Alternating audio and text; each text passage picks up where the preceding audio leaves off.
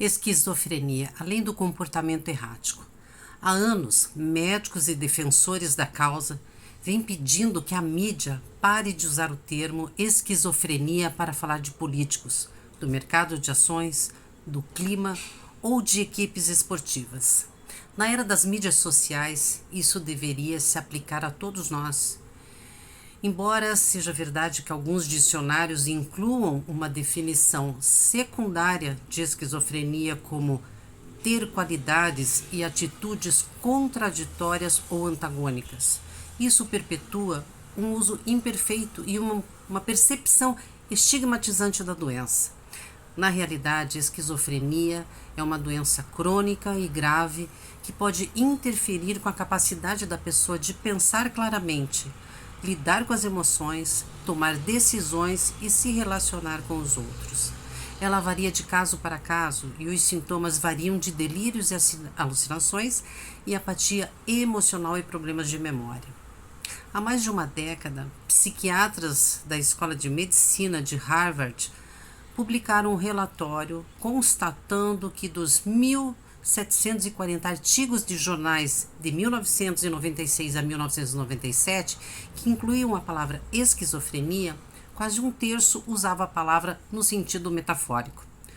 Os autores concluíram: estamos ansiosos pelo dia em que prevenção e educação, não metáforas e demonização, sejam as mensagens dominantes passadas pela mídia ao público. Infelizmente, parece que pouca coisa mudou. O neurocientista Patrick House, da Universidade de Stanford, calculou que 38% das referências a esquizofrenias feitas pelo New York Times em 2012 foram metafóricas. Como observa House, se o Congresso realmente estivesse agindo de forma esquizofrênica, teria apatia emocional e retraimento social, e seria propenso a delírios, alucinações, paranoia, pensamentos desordenados ocasionais. Curiosamente, o editor de padrões do The New York Times escreveu uma nota recomendando que a palavra não seja usada no sentido figurado, explicando: além da concepção enganosa que sugere uma personalidade dividida, usar a palavra de forma inconsequente ou como metáfora pode parecer insensível. Embora eu tenha me deparado mais vezes com os exemplos acima, há muitos outros de um gosto musical em constante mutação que seria transtorno do déficit de atenção, as sequências de tweets que indicariam síndrome de Tourette.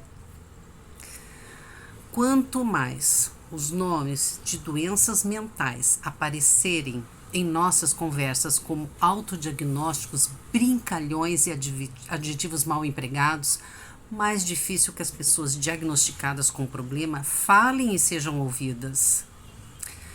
Alguns podem acreditar que a tendência de mencionar doenças em tom de brincadeira seja um progresso em comparação com um tempo em que elas não eram mencionadas nunca, mas acho que podemos melhorar. Esse texto, ele é original de Brasil Post.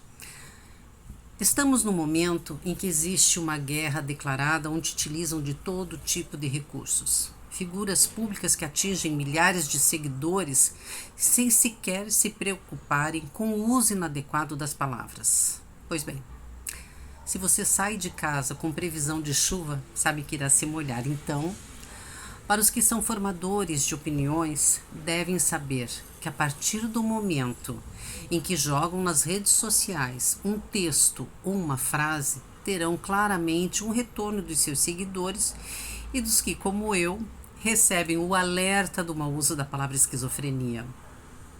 Recebi este post do Instagram, onde a palavra esquizofrenia é usada para fazer analogia. A Ame não poderia se calar. Mas após escrever o mesmo texto acima, para minha surpresa, fui bloqueada por esta figura pública. Me admira mais ainda ser psicanalista e utilizando de uma doença mental grave, onde milhões de pessoas são afetadas. Para fazer uma espécie de comparação, Assim como ela, me espantou o número de psicólogos aplaudindo, sem nenhum comentário, como: apenas não utilize de uma doença para falar de política, pois nosso dicionário é rico em adjetivos. A propósito, falando sobre esquizofrenia, ela é um adjetivo. Adjetivo relativo à esquizofrenia. Adjetivo e substantivo masculino. Pessoas se revoltam com falas racistas, homofóbicas, xenofóbicas, mas eu não vejo estas mesmas pessoas se revoltarem com o mau uso da palavra esquizofrenia. Ainda está em tempo desta pessoa retratar-se publicamente para as pessoas que são acometidas pela doença, assim como com os seus familiares, como eu, mãe de um jovem adulto com esquizofrenia e de uma educação e gentileza que poucos por aí têm. Eu me chamo Sara Nicolelli, sou fundadora e presidente da AME, Associação Mãos de Mães de Pessoas com Esquizofrenia. Aqui eu peço que vocês observem o que está passando e se você gostaria de fazer parte deste bloco de pessoas preconceituosas e que não sabem usar da nossa língua portuguesa, né, para fazer comparações.